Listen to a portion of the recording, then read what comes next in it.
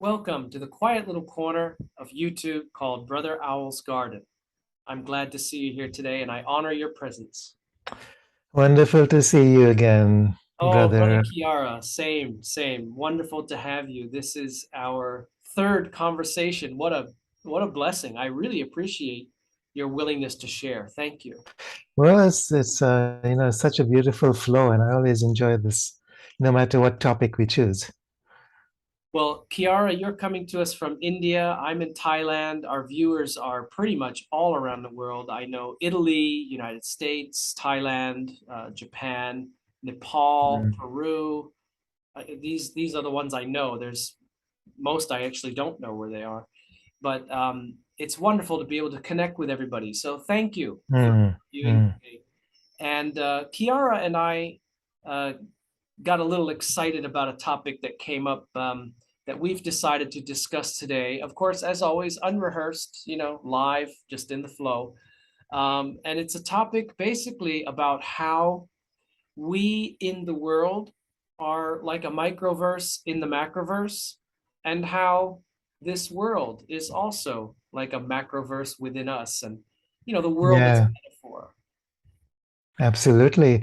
It doesn't make sense to the third dimensional mind, but then very few things do anyway, Right. because, this mind is not here to make sense of the universe. It's here simply to, be a vehicle for whatever needs to be done practically on this earth.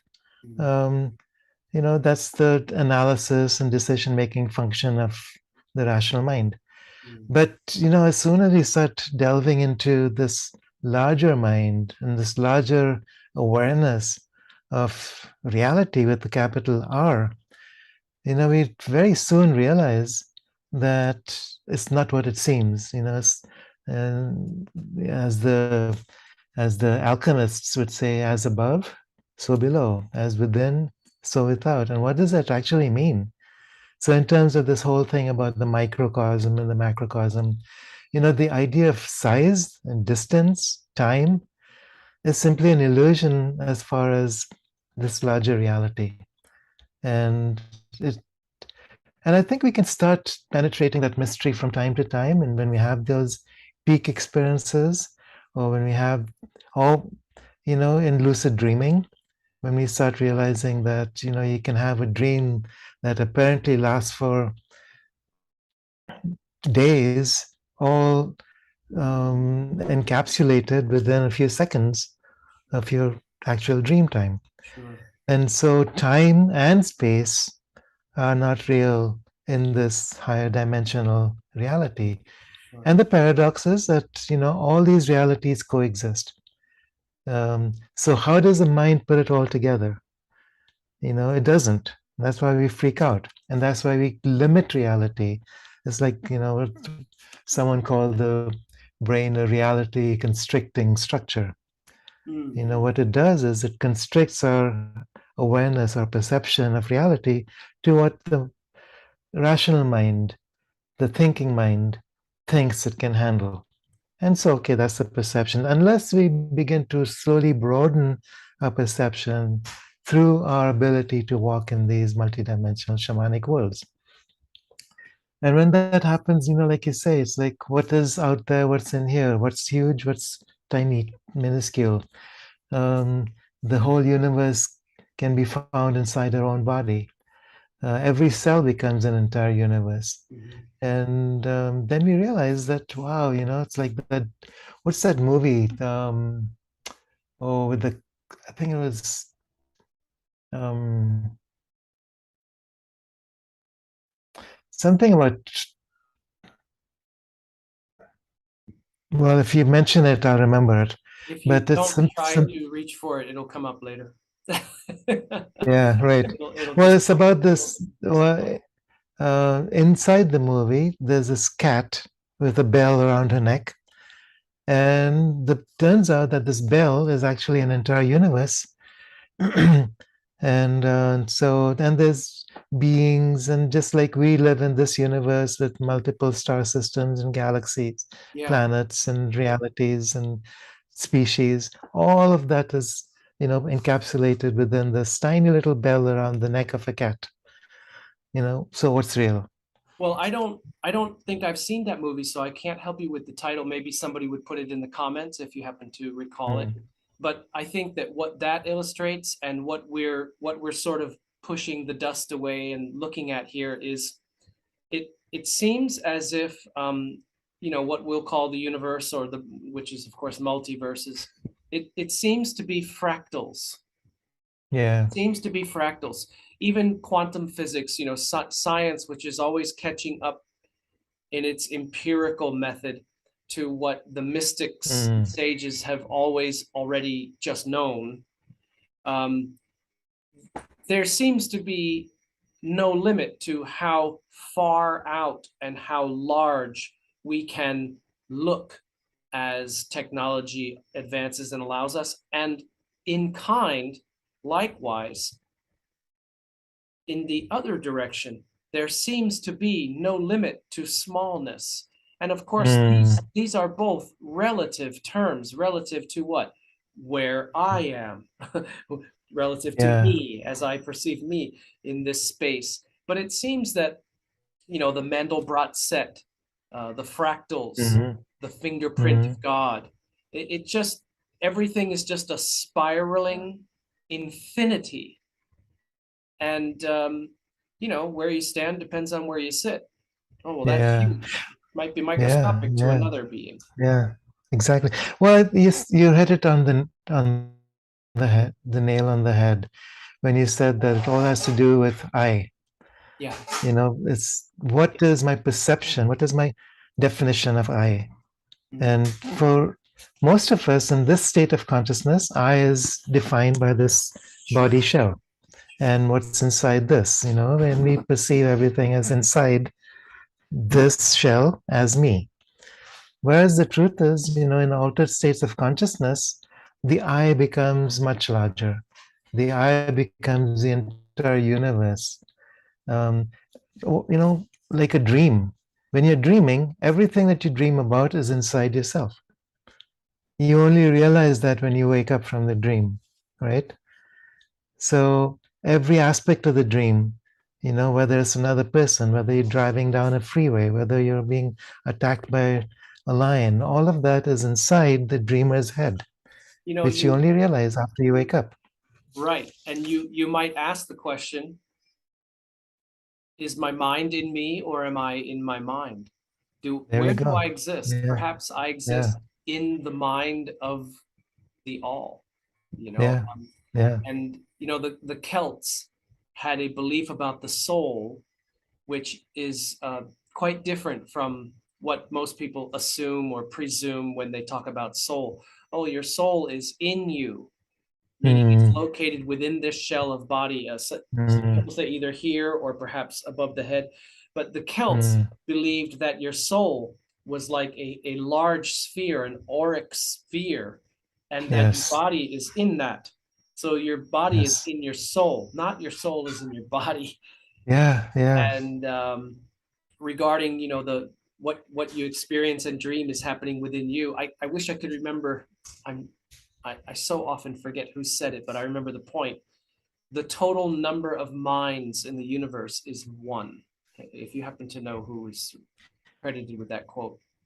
But yeah, we do have to step out to the best of our ability from like the blinders on the horse, the 3D construct. Right. Yeah, exactly.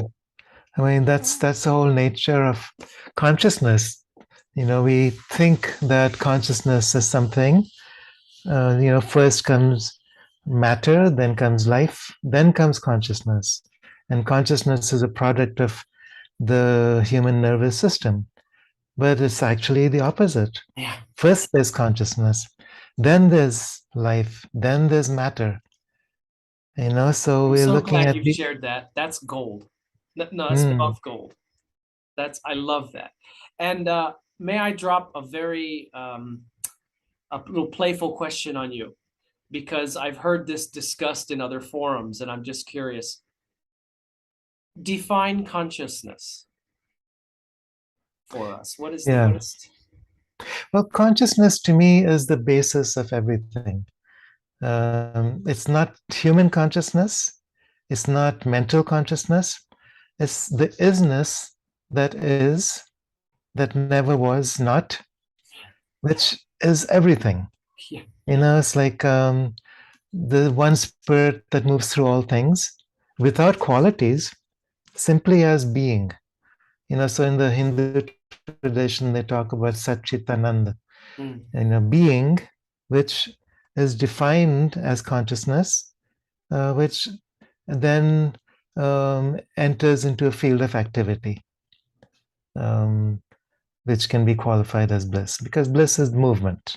It's how consciousness expresses itself in time and space, but also at the same time is beyond time and space. It's held, as the ground of everything. So that's the dichotomy between Shiva and Shakti. Shiva is just the pure consciousness without qualities, without needing to be expressed in time, space, creation. Okay.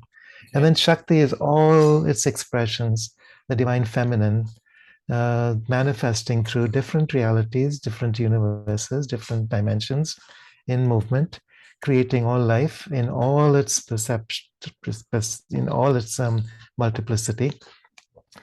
And so consciousness creates the reflection of itself, which we then call consciousness.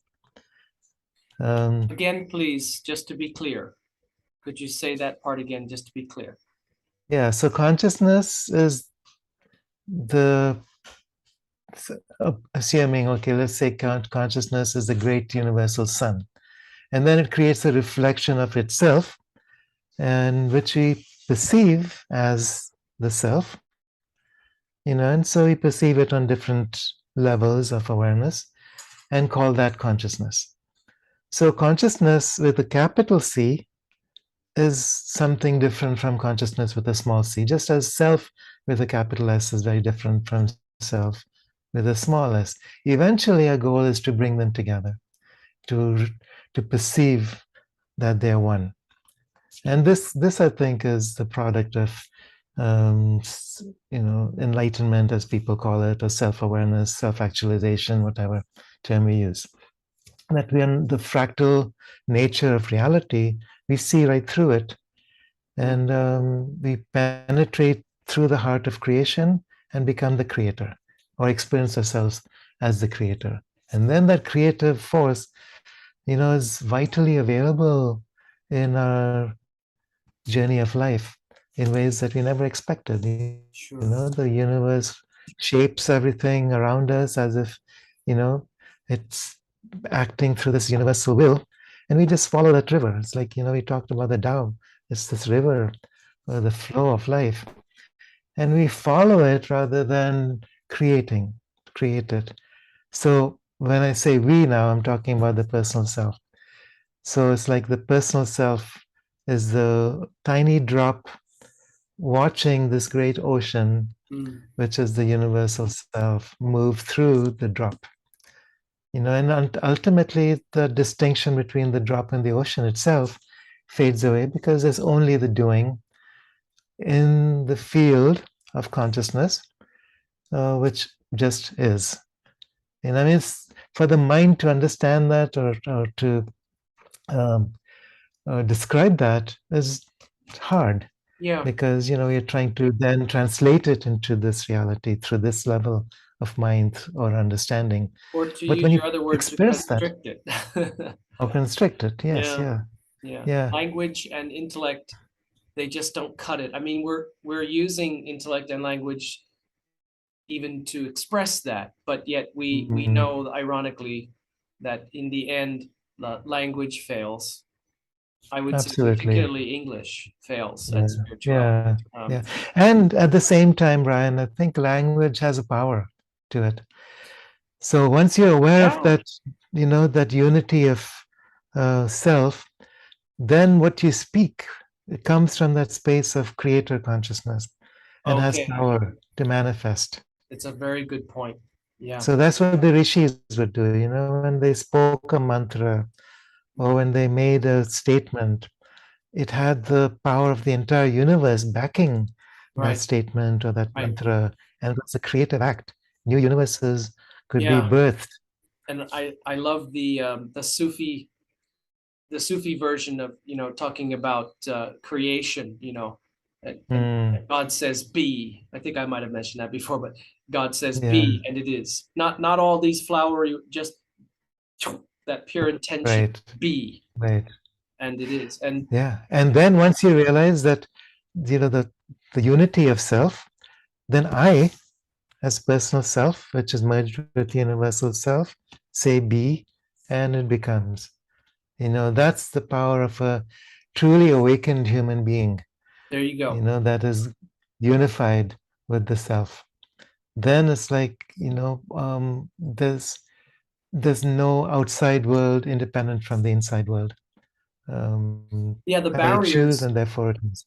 the barriers dissolve. They Yeah. can't withstand the higher realization and awakening of the reality. And Mm, of course, the Rumi quote, which is inevitable in this conversation, mm. you are the whole ocean in a drop. You're not just a drop in the ocean, you're the entire ocean in a drop. Yeah, Let, exactly. let me ask you Mm, sort of a question that gets a little bit squirmy, a little bit cringy, I would say, depending upon your comfort level, leaving your how comfortable you are and willing you are to leave the conditioning that you've been subjected to. Um, if we are that, tat, we are that, mm, but we have come from a religious and institutionalized religious theology, doctrine, dogma, etc., that is very, mm, very well intentioned and filled with a lot of wisdom gems, but very distinctly creates the juxtaposition of you and the creator, you and God, you and supreme being, etc. You aren't that. You must worship that and aspire to please that and get in alignment with that, but you're not that. And that's not you. And also side by side with that is the slightly confusing issue of that realization, oh, I am that. I am God. Does that mean that you are the God that is the source, or you are one with mm. of the exact same essence and Right. inseparably connected to? But it's not saying, oh, wait a minute, I am the one that created this universe, or am Mm, I? Could you mm. sometimes Yeah. get into Well, I that? totally understand. So, in the Kashmir Shaivite tradition, they talk about tattvas. So, tat is that, and there's levels of thatness. And they talk about 36 tattvas, Ah, 36 levels of thatness. So, the first level, if you go all the way out into infinity, is thatness beyond time, space, beyond creation, beyond qualities, beyond anything that can be defined, infinite and eternal, and just present. mhm. Then the next level is the complementarity of Shiva Shakti, consciousness as the still point, and Shakti as a manifestation in time and space from that source point, which is infinite. So So like again, you have being and infiniteness, engagement of being. but now it's divided. Yeah. So now this is the first entry into manifestation or creation. Right. So then from there, you have maybe, I think there's five or three aspects, which has to do with now that you're entering into time space. There's the Ichha Shakti, which is the power of will, and then um, the the power of mind, and then the power of action, or intention. And they're slightly different from each other. So, from one perspective, you say, I am that, but your focus is on I and all of that I see. The other is, I am that. So it's like everywhere you look, that I am in everything. And then the third is where this is the activity where you hold both. I, the universal self, and that each individual self, and they're one. And then from there you go through the veil, what some call the veil of Maya. Then you engage into the dimensional qualities of time and space. And at this point, you then start to break it down. So there's, and they have their whole system of what you do in these practices. You identify with all of these different things. So you break it down through all the dimensions until you finally come down to the, what you could call causal worlds, astral worlds, and then finally the etheric physical worlds. And then each time you begin to descend through time and space, through different dimensional qualities, you realize I am that. And you keep that connection strong. So you've started with I as infinite consciousness, and you move through all these 36 tattvas, and I am this elemental consciousness expressing as the five elements,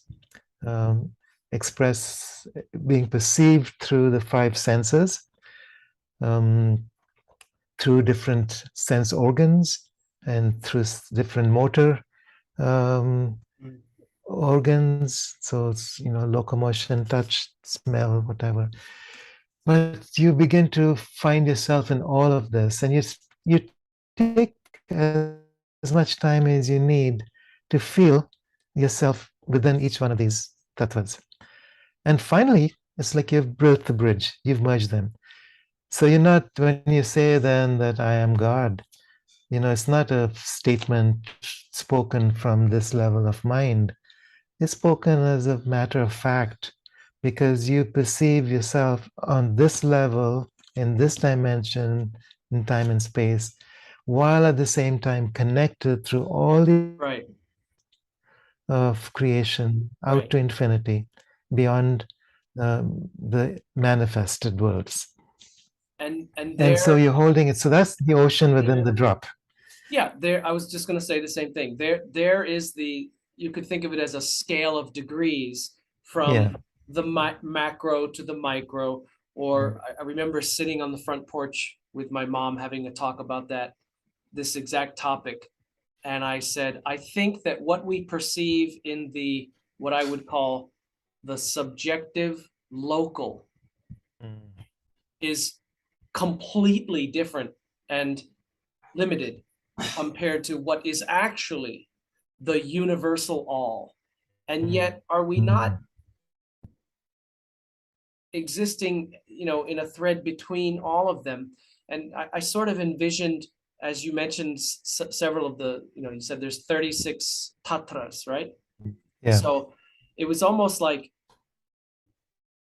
going down into a horn, like a cow's horn. And there's that constriction in it. And I've heard accounts of people talking about near-death experiences, which I've always thought is a misnomer.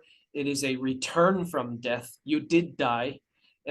You don't have a nearly died. You died and then you came back. So it should be a return from death experience. They talk about how when they re-entered their body, many of them, it felt like, being squeezed into a sardine can or something very restrictive, constrictive. And also you mentioned the veil, which you might call Maya. Now, Westerners tend to equate Maya with the word illusion, but I believe, correct me if I'm wrong, a more accurate word is appearances, not necessarily illusion. They can be deceptive in the sense of illusional, but it really means appearances. Maya means right. And it's a creative power. So the illusion is not that this is not real. The illusion is that I'm separate from it. That's why it's called the illusion. So the idea of separateness itself is the illusion. And I think part of this confusion comes from the idea that there's only one level of the mind. So then we point to the thinking mind or the rational mind, the discerning mind, and then assume that this level of mind can perceive the higher versions, higher levels of reality. It's not meant to. That's why we get confused. That's why you Yeah, wrong try and tool. stop the mind, or get rid of the mind, or whatever. It's not possible. And if it was possible, then what's the point? We'd become a zombie. But there are other levels of the mind which are linked with this one. Sri Aurobindo, who is one of my teachers, describes this very well. He talks about different levels which are um, linked together as we begin to make the connection. It's not automatic. We have to work at it. So from the rational mind, we then move to the higher mind. We begin to experience, the bird's eye view, the big picture perception. So you start seeing how things fit together in perception. So when you're stuck in a narrow perception of reality, you just stretch out and see the big picture. So for instance, just in terms of, you're arguing with a person, you have a point of view, they have a point of view. You find a commonality where you come together. The same thing, you start seeing that a way of perceiving the universe, my perception, your perception, someone else's perception, as we start looking at things from multidimensional perspectives, there's a commonality. Okay, but this still Sure. is perceived through this level of mind. Then you go up to the next level of mind, which what he calls the illumined mind. And now what's happening here, the Buddhists talk about 6 senses, right? So they talk about the 5 normal senses, and the mind itself is a sense. But now we're talking about the ability to stretch the mind out. So we are linking the mind, the rational mind, with the senses. So that's where we get to clairvoyance, clairaudience, clairsentience, and so on. It's like more of the subtle qualities of mind through the senses, through the subtle senses. And that's when we begin to start seeing beyond the appearance of physical reality. Yeah. But that's only the next step. Beyond that, you get to the intuitive level of mind, and here you begin to experience the oneness of things. There's no outside or inside left. So I look at you and I become you. I see you as you. I see you not from a separate perspective where I'm Kiara looking at Brian. I'm perceiving myself as Brian, and there's no Kiara separate from Brian. Then you have a level of mind going beyond that into what he calls the overmind. And this is archetypal. So at this point, I'm experiencing myself as the essence of humanness. Okay, so that's an archetypal quality. The essence of being a planet, the essence of what it means to be a cosmic being. These are archetypal realms. This is the realm of the gods and the goddesses. Those great beings, those magnificent, structures of creation. At this point, the sense of personality and personal self begin to dissolve. You're now an archetypal consciousness. But even this, if you go beyond that level of mind, he talks about the supermind, and this is where you connect with the mind of God. This is the infinity consciousness. This is where you're experiencing your unity with Shiva Shakti and the transcendental union beyond that. And this is where you can say, I am God, or as Jesus said, I and the Father are one. Right. And it comes from that source consciousness. It's nothing at that point to do with personal consciousness. It's nothing to do with Kiara as a personality, human structure, saying, I am God. So that's where when you say that I am, you experience the infinity of the universe as your own body, as your own mind, as your own consciousness. and everything is part of that. Nothing is separate from that. So it's a state of consciousness, a state of mind, a state of being. And when all these states of mind, being, and consciousness become unified as one, that's when you can say, I'm the great ocean. And that's what God represents. So most of us only, at least until we've done a whole lot of initiatory practices, don't even begin to glimpse those levels of mind. We may be acting from the higher mind, possibly the illumined, maybe occasionally the intuitive mind in a state of peak experience, but rarely beyond that. So someone like Jesus or any of the masters, the Sufi saints or whoever, Buddha, they were able to dissolve that personal identity to the extent that they could reach into the intuitive levels of mind and beyond. And at that point, you could say, yes, I am that. And actually make that a statement of experience. It's not an empty, statement of, yeah, I'm God. Look at me, worship me. When someone hears a statement or a realization like that from the perspective of I, me, self, 3D, intellect, they said, well, that's what happened to Jesus, Yeshua, when he was almost stoned to death for saying that. He said, before Abraham was, I am. And then he cited to them or quoted to them their own scripture, know ye not that ye are gods. And they went berserk. This is absolute blasphemy. You are saying that you lived before Abraham and here you are now, and you're saying that humans are gods. Kill him, So yeah.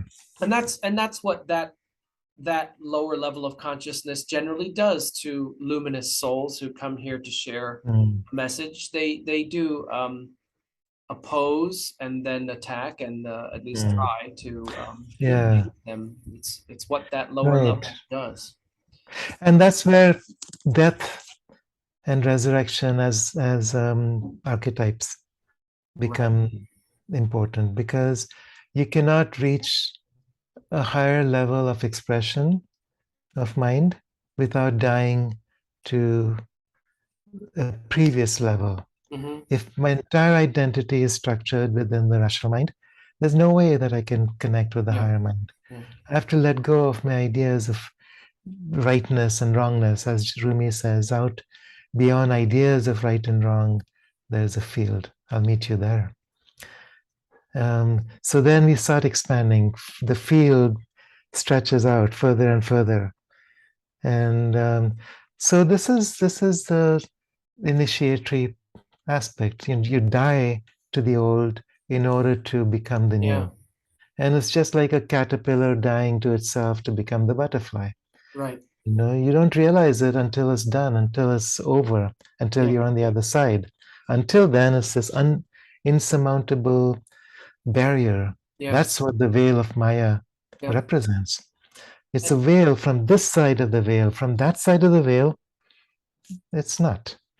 I think that the veil is is part of a bundle that comes with having a sense of self and separation. You could say ego, or you could argue that that's not the best word, but perceiving you as an individual and a separate being from the is. Well, now you get a veil. In other words, the veil is you. The veil is the optical result of your misperception of separation and I am me, that kind of thing. I am this body with this name and this life and that kind of thing. And on this level, if you want to look down at this level, it's hard not to think that or presume that. So it's understandable, but it's limited, and it's not seeing the big picture, the macroverse. Well, let's do a thought experiment. All right, so suppose I come into this world and there's no language, nobody speaks to me. I there's no books, reading or writing. Um, so there's no idea of something different from me. I'm not labeling anything or identifying anything. Everything I see is what is in that moment, beginner's mind. And there's no need to interpret or identify reality. So I'm simply perceiving as is. I'm not trying to put it inside a box. I'm not trying to understand it. I'm not labeling it in any way. And I'm not judging it in any way. Nothing is good or bad. That's the level of mind that a baby comes in with Exactly. until it learns, until it becomes conditioned to the world around us, to the belief systems of people around, and becomes socialized. At that point, it becomes this encapsulated creature. At that point, it becomes like a reality constricting valve. Right. But that's not, that doesn't mean that we have to remain in that. So I think part of the initiatory path is returning to source, returning to beginner's mind, and making that our way of perception of reality. Okay, so both can coexist. I see myself as an individual existing in this world separate from the world around us on this level of the mind. And at the same time, I'm aware of these other levels of mind, but there are other perceptions of reality coexisting. And I can switch back and forth very easily. So, for some people, they require psychedelic substances or experiences to be able to move from one state to another state, but it doesn't have to be. I think once our reality becomes fluid enough, we can move between these levels of mind, simultaneously aware that we're all of that. That's the nature of these tattvas. So the meditation on the tattvas provides that ability to create a bridge between these different realities, between these different levels of the self. So from that level, Jesus could say, "Yeah, I am this humble creature, speaking with you in front of you right now, holding certain memories. And as I connect with another aspect of myself, I can say I was Yeah. before Abraham." It's One like doesn't exclude the other. it's like thinking. I had kind of talk about metaphors. If you perceive Mm, yourself as a hangnail, and then you awaken to, oh no, I'm actually the fingernail. Oh no, no, no, no, I'm the finger. Oh wait, no, mm, I'm the mm, hand. No, I'm the arm. No, I'm the whole body. No, I'm beyond, I'm the planet behind. It's mm. kind of like, how small in this fractaling Yeah, manifestation do you yeah. want to see yourself? And inversely, how grand and whole and vast are you willing and able to Mm, perceive yourself as well? That is very scary for a lot of people. And mm, I can understand that.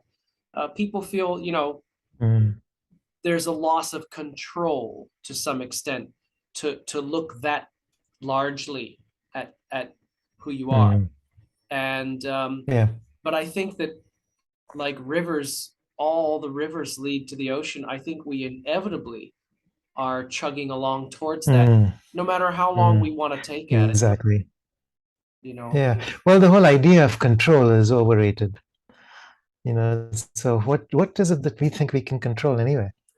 The Hopis have this metaphor of you're going down the river and we're holding on to the shore because we want to control our lives, predict and determine our lives. yeah, And they say, you can try, but the river is rising fast. Let go. You don't need to know where you're going as long as the river knows it's going towards the sea. yeah. And Well, let go. you And that's the idea of letting go of control and trusting the river knows. And you become the river, you become the ocean and beyond. So if you're willing to do that, it's easy. But most of us, hold on because we identified with a limited self, limited options, with what we think we see and hear and realize, which is real. And we forget that we're much more than that. And I think that's any true teaching exists only to show us that we're more than what we think we are. Yeah.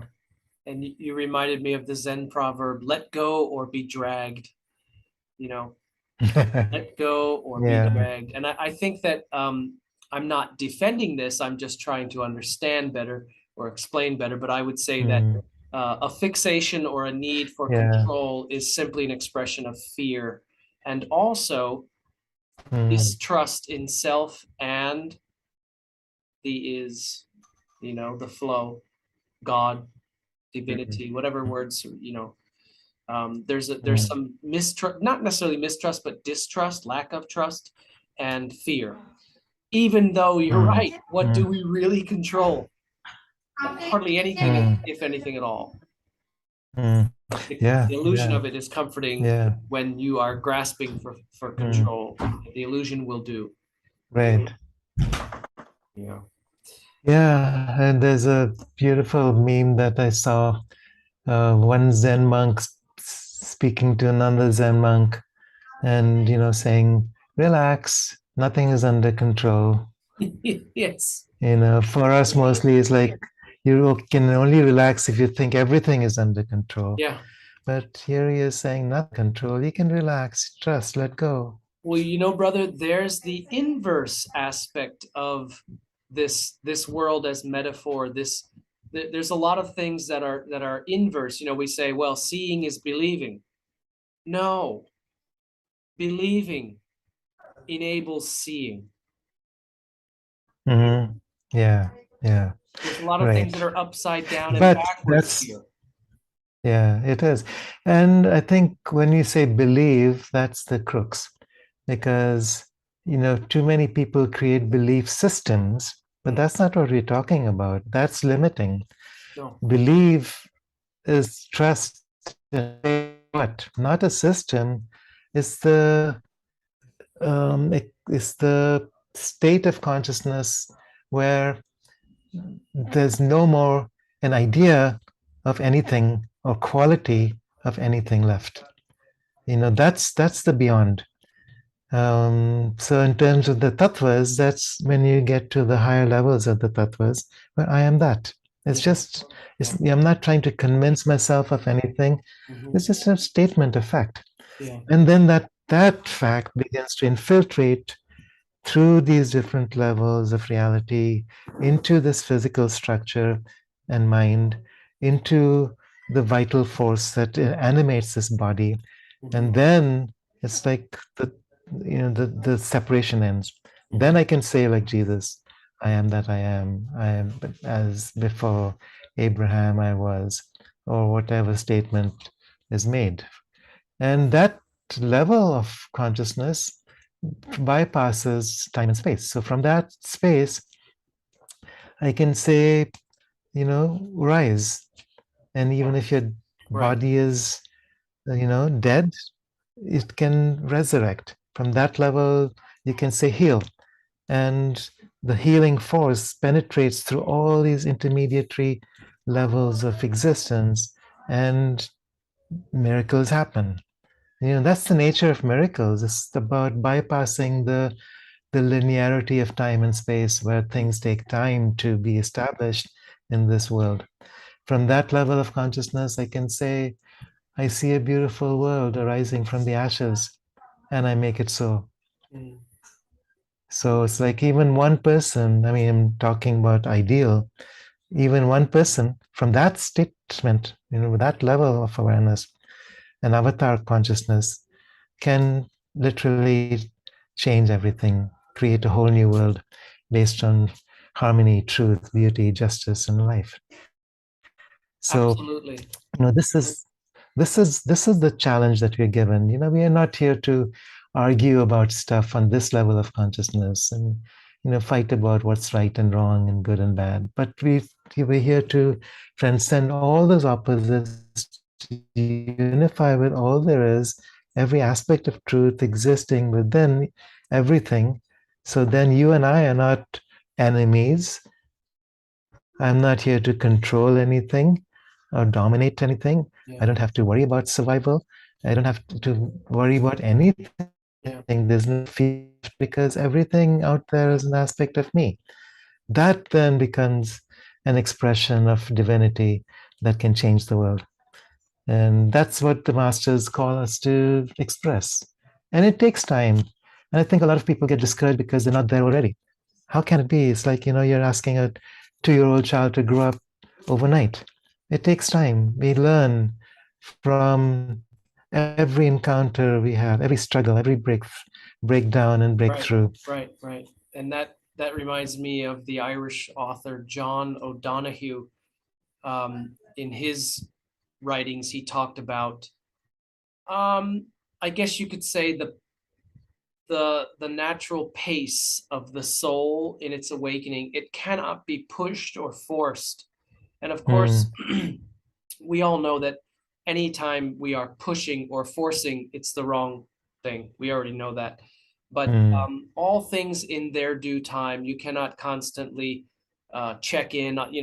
But I think he used the metaphor of digging up a seed to see if it's sprouted. You'll just destroy it. So mm, all things in their own pace, and the soul has, when the soul is ready to awaken to a new level of consciousness, awareness, and connectivity, it, mm, it does. mm, And I don't think you can stand mm. in its way for too long at all. I don't think Yeah, you can yeah, endure. And on the exactly. other It's hand, it's you the can't force it. vibrational frequency, it's the radiance that, Yeah, if you're not ready for it, will completely right, incinerate this nervous system and right. this body because it takes time to be able to assimilate and Yeah, you know adjust all these physical systems. But once you've done that, all this practices, this techniques in every tradition yeah.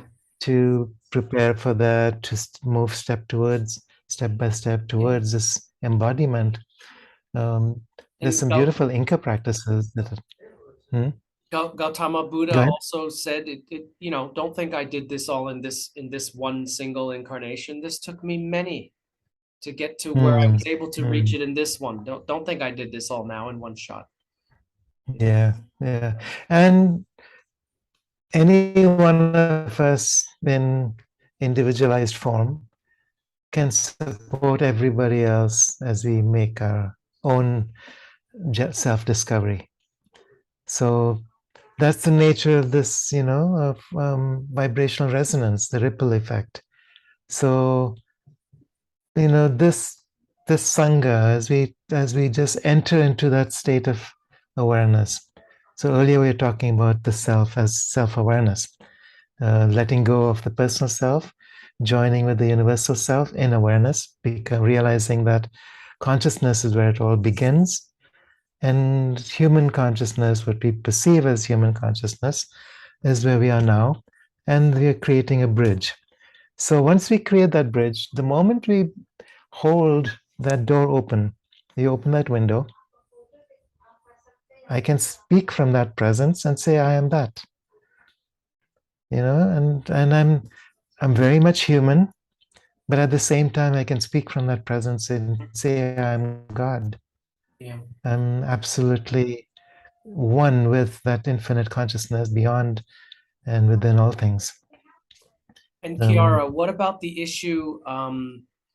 You make me think of something that, especially in some religious traditions, there seems to be uh, a revulsion of having a body, a revulsion of the flesh. mhm, You might find in some early Christian teachings that the flesh is corrupted and evil. And then in the Buddhist traditions, you may find the same kind of perception. Oh, the body is mm, absolutely disgusting. And I've even seen Buddhist monk friends of mine on social media posting pictures of decaying corpses as a mm, statement of, do you see how awful the body is? Don't identify with it at all. mm, And yet here we are, human beings, meaning being human. We we either came here because we had to, or we chose to, or some combination of both, it would seem. And presuming mm, that, despite the points I've noted just now, your body is the temple of God, so to speak. It is the greatest creation in all the universe. We could never imagine creating it. All we do is rearrange things. We don't necessarily create them so much. And what an incredible gift! What an incredible vehicle! What an incredible interface for direct personal experience, which is the greatest way for learning and thus advancement and evolution and awakening that there is. So what would you say to this notion of the rejection of being in a body, being a human? I can't wait to just dump this and never come back here again, versus the other extreme, which would be a hyper materialistic, I am this body, and when I'm dead, there's no more. What would you say to that as far as the right Yeah, I mean, that's balance? such an important question, isn't it? And yeah, so, there are stages. Um, Not everyone starts in the same place and moves to the same place at the same time. Mm, And I think it's important to hold both in balance. So, yes, on the one hand, maybe there's some practices where you see the futility of identifying with the physical body. You see it as decaying flesh and, you know, putrid organs decaying in the dust. All right, so that's one level of the idea is to step beyond the identification with the body, but it's not about discrediting the body, right. although some people make it that. Yeah. If I'm aware that I'm more than the body, then I no longer need to identify only with the body, the physical body. Then I step into the experience of other bodies simultaneously, etheric bodies, astral bodies, causal bodies, so on. Mm, So where we are today, I'm convinced, is very different from where we've ever been in the past. In the past, I think there has been a trend because we've been so locked into the matrix, where we had to find a way out of the matrix to, take the red pill, to, you know, disengage, to, what's the word, unplug from the matrix. And that was hard work. It took many generations, many centuries, millennia. So that became the focus. Now it's different. Now it's about embodying. It's not so much about escaping, but embodying. Divinity embodying all the way through these fractal aspects of the self. And in that embodiment, realizing that, wow, this is such a gift to be here. There's no place I'd rather be in the entire universe than here and now. Um, because there's no judgment anymore. There's no comparison left. mhm. There's no idea that one is better or worse, or higher or lower. It's like wherever I am, I'm aware of who I am. I'm aware that not only am I experiencing divinity, but everything around me is an aspect of that divinity. Okay. It's a reflection of one another. And therefore, I'm seeing the world through these multiple senses in a way that is extraordinary, which is the purpose of creation. I created this world of multiplicity because I was bored of just being in this realm of diffusion. I Yeah. wanted to experience what it means to be in time and space, Mm. the experience of separation and back to union. So this is the game that we play. And as long as I see that this is a game, it's beautiful to be a player in this game. I'm loving being on this planet, no matter what, knowing that I'm here to experience the beauty of this world, to make a difference in this world, to be a reflection to those who choose to be on this path with me, or path who I Well, choose to you be with you them. certainly already are that entirely, it's Hmm. quite obvious. You reminded me of Alan Watts. I heard a lecture um, of his where he was speaking to, I guess it was a lecture hall in a university, and he said, Hmm. suppose you've reached it all. You've attained Satori, you're there, you're levitating, you're sitting on your lotus leaf, uh, pedestal and you're absolutely completely enlightened and you've done it. You're there. And how long do you think it would be before after a while you say, maybe I kind of want to do something different? And so you Yeah. incarnate, and through the spiraling of all your incarnations and the engagement of you into creation, and where do you end up but sitting here in that chair you're sitting in a lecture hall listening to me? And I just thought it was Right. amazing how he Right. brought it forward. He did it much Yeah. better, but it was funny. Exactly. And that's then the beginning of the next stage. So once I recognize that I'm divinity manifesting through this form, then I have an idea of what my purpose is on this planet, which is for the collective now to begin to awaken, for an entirely new species of humanity to emerge, for an entire planetary consciousness to evolve into its next level of divine awareness. So it's like then I'm no longer acting on behalf of just one cell within the whole. Then, as the whole, as the great ocean manifesting through this one cell, I become an agent for change, rippling out through all the extensions of myself as far out as I can see, the world beyond world. This is why I'm here. So I'm not, at that point you realize I'm not here just to, eat and drink and be merry, born and die, whatever legacy I leave for my children and grandchildren. No, I'm here on behalf of an entire planet. I'm here on invitation by the Great Mother, Mother Gaia. I'm here to support her in this grand evolution, this great awakening, as a reflection, as an extension, as an embodiment of the Divine Mother, this great oneness, this Shakti, that's manifesting through this form in the here and now. I mean, that changes everything, that awareness. And of course, it's going to be step by step, one step at a time. You don't get to, the end of the road overnight. You can't. The body would just simply disintegrate. But it's a step in awareness. It's great gradual steps in awareness, which eventually lead to an embodiment of force. The Kriya Shakti, the power, the energy to create, the ability to express in action. All of these come together in a way that a normal human being simply could not and would not, and may not even want to, may not even think about.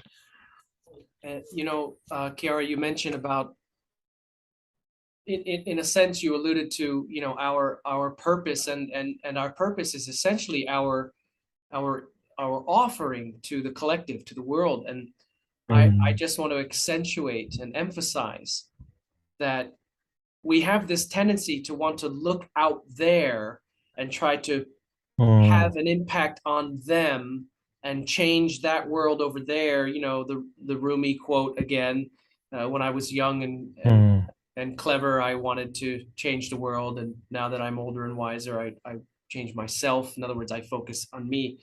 And also St. Francis, I'm going to read this one: sanctify yourself and you will sanctify society. What we're talking about, and of course the Ramana Maharshi and Ram Dass quotes that I always throw in there about the most effective thing that you could ever offer, the greatest gift that you could ever offer to the collective, to the world, which is you anyway, is your own purification, which is a word always left out, your own purification and resulting ascension, awakening, remembering, and returning home to self, that you are, that we all are, aside from and above anything else that you're doing for others, so to speak, which might be noble and benevolent and good, but you couldn't do any better. You couldn't do any more. If you're really intent and serious on making a difference, work on you. Michael Jackson had it, right? you are the world. Yeah. So let's start giving. Yeah. So I mean, that's such a beautiful song. I love his music, and that one in particular, because he says it so simply and beautifully and in a way that people can really understand. And You are the world. sages come in many forms. Pop stars, poets, Mm, janitors, vegetable sales, musicians. Yeah, anybody. yeah, They're yeah. everywhere. And when your inner eye is open and awake to them, you will see them everywhere. And what you Mm, will be seeing in them is your own your own tat reflected back to you through that which is in yeah, them. You will see your own divinity right. reflected through their divinity back to you. We are all divine mirrors. Yeah. So And it's time to demystify all this. It's not, some great long path that lasts for, you know, millennia. It's like it's here and now. yeah, Just remember who you are there's and only then realize it step by step. yeah. Well, on that uplifting note, we'll wrap up this conversation, for which I thank you again so much, Kiara. You're a luminous soul, and I'm so honored and thankful to have you share with us on this platform. I encourage all viewers to please subscribe to both channels. Kiara Windrider, be sure to subscribe to his channel as well. And is it kiarawindrider.net? Is that correct? That's my website, Yeah. and my YouTube is Kiara Windrider as one word. As one word. And one of these conversations will mention some of the wonderful books that you have offered to the world.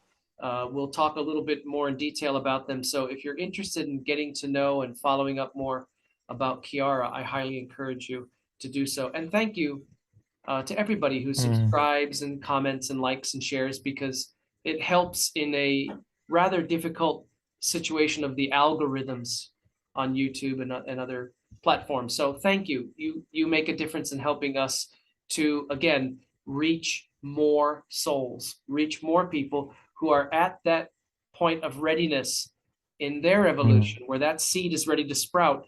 They come along, they find a Kiara Windrider video, it lights them up. They find something on Brother Owl's garden, boom, it lights them up, activates them in a way that they were ready to receive. So thank you to our viewers for that. And I'll just leave it there. Thank you, brother. I love you. Great. Thank you, Brian. Blessings.